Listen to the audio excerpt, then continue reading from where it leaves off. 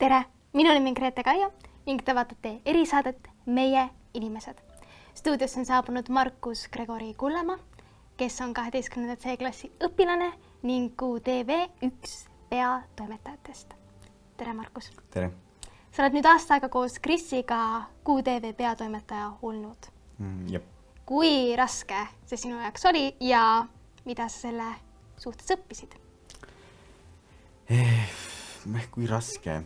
Ma ei saaks öelda, et see oli nagu kergelt raske või nagu see ei olnud midagi tapvat, sellega saab ilusti hakkama, see ei ole midagi rasket, see lihtsalt sul vajab see nõuab minult keskendumist ja nagu pühendumust ja kui sa armastad seda, mis sa teed ja siinkohal see on nii, et mulle reaalselt meeldib see, mis ma siin teen ja siis on nagu, see ei ole raske, ma saan iga päev midagi uut õppida ja nagu see on tore, ma olen väga õnnelik, et ma sain sellise võimaluse endale gümnaasiumis. Kui raske sinu jaoks oli 12 klassi kõrvalt nii suure koormusega seda kõik üldse teha? Ma ei vaatanud 11. näiteks klassis, ei olnud ma see, et ma lähen vastu 12. klassile, et ma olen peatoimetaja, mul on mingi suur koormus ja siis on veel eksamid ka. Et ma nagu niimoodi ei vaatanud seda asja, ma olin see, et nüüd mul on see võimalus ja ma pean selle võimaluse kõrvalt tegema ära ka eksamid, eks ole. Või siis pigem niimoodi, et eksamid ja siis mul on nagu peatoimetaja, et pigem peaks see nagu tasakaal niimoodi olema, eks ole. Ja ma nagu ei põdenud sellepärast, ma lihtsalt vaatasin, kuidas tuleb ja siis kui nagu, ma ei lasknud nii-öelda väga asjadele üle nagu peaga kasvada, et ikkagist nii-öelda kooli tegin ära, siis kui kooli sai tehtud, siis sai tegeleda nii-öelda peatoimetaja. Kas oli päriselt nii või sa valetad? No, ma tegin nagu samal ajal suht enamus asja. Või nagu ma ei saaks öelda, et kunagi kool on nii hullult tahaplaanil jäänud, see on ikkagi see asi, mis tuleb nagu ära teha. Ja siis kui see on tehtud, või siis ma tuleb arvestada niimoodi, et ma saan alati kooli asjad ka nagu ära tehtud. Et sa tegelikult olid harjunud selle tempoga juba algusest peale, et see ei tundnud sul nagu 12 klass, nüüd ma olen peatoimetaja, vaid see oli kõik enne juba siuke sujuv üleminek. Just, jah. Okei, aga teil oli Krisiga, nagu ma mainisin, kaaspeatoimetajaga, väga tore, et ma sulle pean tutvustama seda. Väga armas dünaamika. Kui raske sinu jaoks oli jagada nii kirikliku erialaga, nagu meedia sinu jaoks on, sa oled väga-väga kiriklik selles ja sul on väga selge visioon asjade suhtes. Kui raske sinu jaoks oli koostööd teha inimesega? Kellel ei ole siis nii hea visioon? Ma ei ütle seda, aga pigem, et sa pidid jagama seda visiooni temaga, kui raske see oli? Jaa, aga mu visioon ei ole kunagi kivist või nagu ma olen see, et kui inimestel on mingi hea idee, mõte, siis räägi, mõtleme selle läbi. Kui see on mingi väga äge asi, teeme ära. Et ma ei ole kunagi see, et ei oota minu visioon, mis asja, miks sa üldse räägid? See on mingi, mul on olnud see, et tulge jagagi ideid ja Kristoferi on suhteliselt samma auk lähed meil ideed ikka. Meil ei ole see, et Kristofer, või nagu siis ei töötaks asi, kui ta ütleb, ei, teeme täiesti nii, ma olen see, et nii ei saa või nagu me ei tee nii vaata. Et meil ikkagist lähevad suht kokku need asjad. Mingid asjad on, siis me räägime läbi, kas neid saaks teha, kui saab, teeme ära, kui ei saa, siis jätan tegemata, eks ole. Aga te olete mõnes mõttes üksteise vastandid. Kas sul on? Ja pigem olete. Miks seda arvad? Sellepärast, et sina oled praktilisem ja tema on ilmselgelt veidikene. Paranda mind, kui ma eksin, mul on näinud tundunud kõrvaltvaatesse just niimoodi. Et temal on natukene rohkem hulljulgust või loovate ideede poolest. Kas sa näed ka ise mingid iseloomujooni, mida sa tahaksid temast üle võtta?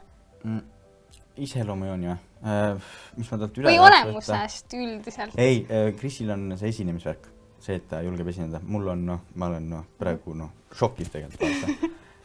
Mis pulss on? Ei taha rääkida. Et nagu Krisil suudab esineda ja tal on see nagu väga suur pluss, et mul seda esinemissoont väga nagu ei ole. Kui ma saaks selle võtta, ei saaks suht hästi nagu. Kris rääkis hästi palju, et ta on artist tegelikult selle meediavaldkonna seoses ka. Kas sa tunned ise samamoodi? Et kas Kris on artist? Sina. Kas sa tunned, et sina oled artist? Või kuidas sa vaatad, sa oled hästi palju kaamera taga? Jah, ma olen... Sulle meeldib operaatoride. Ma olen vahepeal jooksen tiitlites nagu ju. Jah, vaat, see on Markus tiitrites. Et kuidas sa tunned, kas see on siis ka võimalus olla kunstnik? Ja mina loon ju visuaalse pildi. Kris on see, nagu Kristoferiga on see, et oleneb, kuidas kes sul kaamera ees on, vaata. Et meil on Christopheriga sees, et me suht nagu, ma ei pea koos talle ütlema, et teen nüüd seda, vaid ta ise nagu näksab läbi, et ma pean seda tegema ja ma juba tean, kuidas talle järgida või mis me teeme temaga, eks ole. Et meil nagu mõistid umbes jooksevad samal lainel või võib-olla see on lihtsalt professionaalsuse küsimus või mitte nüüd professionaal, me ei taha nüüd... Koostööga arenenud lihtsalt jah, just, kui sa töötad samal alal, teed sama asja pikalt. Ja olete nii palju koos, nagu te olete kella 8 kella 8 õhtul põhimõtteliselt. Ei, ma ei ole Christopheriga kella 8 koos. Aga me veedame Christopheriga palju aega koos ja me teeme palju tööd koos ja selle kui sa kogu aeg teed inimesed koostööd, siis teil tekib mingi nii-öelda keemia. Te olete konfliktidest palju läbi koos ka käinud? Okay. Ma olen paranda mind, kui ma eksin. Konflikt on olnud sest et on olnud Aga juhina on ju tegelikult väga tihti üks asi, mida inimesed peavad õppima. Ma julgen kutsuda sind juhiks, sest et tegelikult peatoimetajana oled juht. Kui raske sinu jaoks on olnud anda seda vastutust teistele inimestele teha neid asju? Sa oled tegelikult sellest väga hea olnud, ma pean sind kiitma. Kas siis vastutuse andmisest? Ja, et sa julged anda inimestele võimalust oma ideid ka rakendada, kuigi see on tegelikult sinu rakkes. Nagu ma ennist ütlesin, tule, räägi, kui on hea idee, teeme ära vaata. Aga kas sa usaldad inimesi, kas see on kerge selles tööalases alas? Oleneb, mis sa teed, kui sa küsid mult nagu, ütled, et ma teen, et kui mina tulen kaamerat paluma, siis nagu pigem ei. Ei, seal ongi see, et täpselt tahtsin just öelda, et kui sa tulid küsid, et ma tahaks nii palju tehnikat ja tulen järgmine peale nädalavahetus tagasi hullult ägeda klipiga, siis ma tahaks teada, mis see nagu on ja et ma nagu ei taha full on nagu, et nagu minnakse nii-öelda kogu tehnika pluss mingi mainega nagu pea ees vette vaata. Kommunikatsioon on võti. Jah, kindlasti. Kommunikatsioon on võti. Aga et ma ikka annan nagu tahan, et inimesed teeksid ja looksid asju, loomekunsti ja see on ma tahan, et inimesed teeksid rohkem asju ja et nad tuleksid ideedega välja, mitte et 12. klassis ma kuulen, et ei, ma 10. klassis saati tahaks nagu filmi teha, et ma olen nagu 2,5 aastat kirjutanud stsenaariumi, et kus sa varem olid või nagu, et miks ma ära ei tee? Nagu, inimesed peaksid rohkem just kommunikatsioon. Kommunikatsioon on oluline. On küll, jah. Sa oled väga tihti stuudios? Jah, vahel leiab mind siit tõesti. Just, tuleb pabel ette ja inimesed teavad, näevad, leiavad sind seal. Aga kes sa oled, kui sa ei ole stuudios? Ja mida sa teed, et sa ei pea eksistentsiaalselt analüüsima ennast? Mul on paar hobi, ma olen nagu lapsest saati tegelenud suht palju mingi ekstreemspordiga. Niimoodi, et ma olen sõitnud mingi 4-5 aastat, 14-15 aastat lumelauaga, 15 hooaega lumelauaga ja 8 või 9 hooaega veelauda. Et mul on mingi paar rula olnud ja mõni nagu longboard, niimoodi, et mul elu on nagu enne meediat oli mul elu suht palju nagu laua peal, et kas siis lume peal või siis vee peal või nii-öelda rulal, aga siis nii-öelda need on veits tahaplaanil jäänud, nüüd kui on nii-öelda meedia ja nii-öelda filmindus on tulnud, et siis nagu see nii-öelda tasakaal liikus nii-öelda filmi poole peale, aga et jah, nii-öelda ekstreemsport oli varem. Aga kui sa räägid endast kui loojast ja kunstnikust, siis kas sa joonistad, maalid? Ei, ma räigelt tahaks osata ja käisin ei olegi salajast annet praegu välja tulemas, väga kurb. Jah, see hullult aga stuudios on hoopis tegelikult sportlane, Markus Gregori Kullamaa, vabandust, algus läks valesti.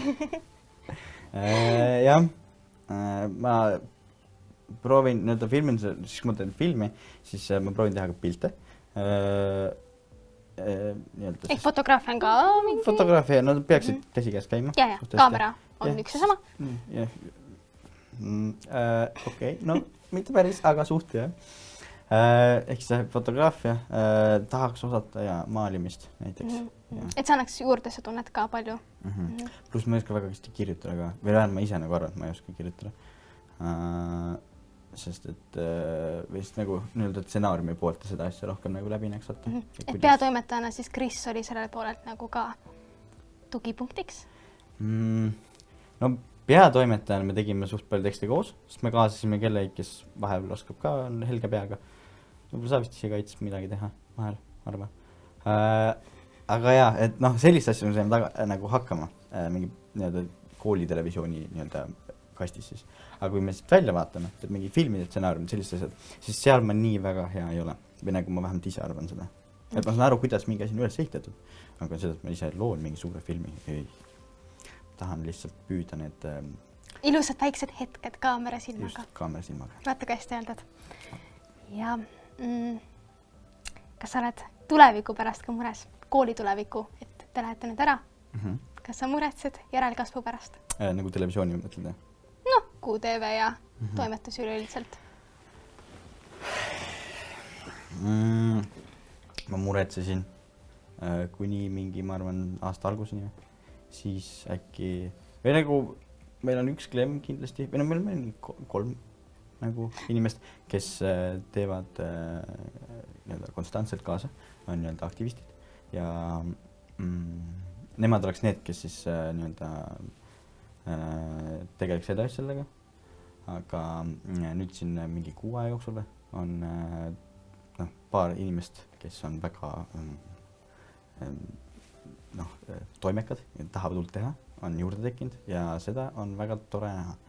Ehk siis ma ikkagist nagu tahan loota, et mingit nagu juurdekasvu või juurdekasvu on tulemas ja et nagu seda hoitakse ikkagist üleval. Et me tegime Krisiga nii palju, kui me jõudsime. Ma ei tea, võib-olla tegin vähe, võib-olla tegin piisavalt. Oleks võinud rohkem teha kindlasti, aga... Aeg oli lihtsalt selline.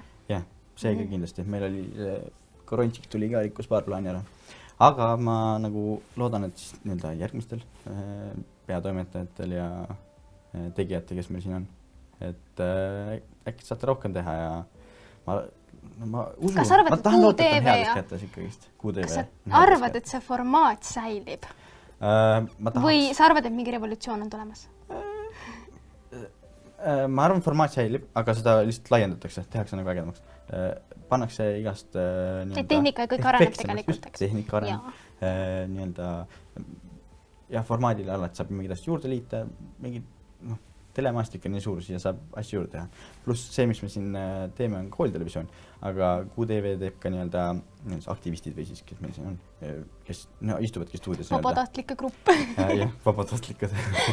Et nad teevad ju filme ka, et tehke filmi ja neid asju ka, et need on ka ägedad. Kuulsad sõnad Markuselt. Mis värvi sinuks Petersoni kool on? Kaamerasilm, nagu sa oled. Kaamerasilm, siis ma tahaks öelda, et mustvalge, sest filmilint on nagu algselt mustvalge. Aga ma ei tea, Petersonil on nii mitu nägu, tahaks öelda ka siis mitu värvi Petersonil. Et jah, mitme värvi, igat tooni. Lõbusad, tumedad, külmad, soojad. Ma ei tea, tumedad esmaspäevad võib-olla. Sinised esmaspäevad. Sinised diivanid. Jah. See vastas küsimusele. Jah, nii, aga erksad toonid, pigem erksad toonid. Rõhuvalt on üle ikkagist erksad toonid. Tore maja, nii palju ägedaid nägusi. Palju rahvast. Igast võimalusi. Kas sa tundsid end siin kodus? Jaa, ma ei tundnud kunagi kooli nagu mingi sellega, et peab kooli minema. Või nagu, tundsin küll räigelt. Vahepeal oli ikka, see nagu ei taha tulla. Aga praegu on täitsa tore, jah? Aga ikka üldiselt ikka tahab tulla siia. Siin saab nii ägedaid asju teha ja siin on nagu mu üks suurimat kirge, või ma saan tegeleda oma kõige suurema kirega siin. Et mul on kindlasti see nagu hästi palju juurde aitanud. Et kui ma isegi ei taha nagu tulla mingisse spetsiifilisse tundi. Siis sa tuled siia, jah? Ei, et siis ma tean, et ma saan vähemalt olla nagu oma sõpradega, oma seltskonna, kes mingi meediakeskuses. Kus me sind 5 aasta pärast näeme? Kas teed mingi kannapöörde täielikult või lähed ikka edasi? Kindlasti jään siia meedia ja filminuse peale, et ma olen suht kindel, või ma olen väga kindel, et kindlalt püsin meedialainel, aga lihtsalt spetsiifiliselt, kui peab, kui kõik läheb hästi ja kui ma olen piisavalt tubli, siis võib-olla lõpetan 5 aasta pärast ülikooli, filmikooli näiteks. Kes oleks osanud arvata? Ja siis ja siis tegeleks edasi kõigist filminusega ja meediaga. Et see on ikka kirg. Lähed siis stsenaristiks, jah? Jaa, ma nüüd mõtlesin, et ma arvan suvel loen paar, nagu ma usun, et ma saan kirjutamisega. Päris head paar stsenaariumi ilmselt on ootel. Just. Selge. Aga siis stsenaristiks, jah? Ja, ei, operaatoriks päris kindlalt, sest ma olen kaamera taga ja ma tahan seal olla. See on see koht, kus ma nagu tunnen ennast, et see tõmbab mind, ma tahan just sellega et see on sinu keel, väljenduskeel tegelikult? Jah. Lahe. Väga. Ma olen see vend, kes tiitlites käib kiirelt läbi. Just. Selge. Aitäh sulle, et sa tulid. Aitäh kutsumast, ma olin enne teisel pool. Korraks, hüppasid läbi. Mine jookse tagasi, võid varsti minna. Meil oli meeldiv sind siin ruumis kohata, hetkekski seda ei juhtu tihti. Ja aitäh teile vaatamast erisaadet Meie inimesed ja kohtume juba järgmiste külalistega.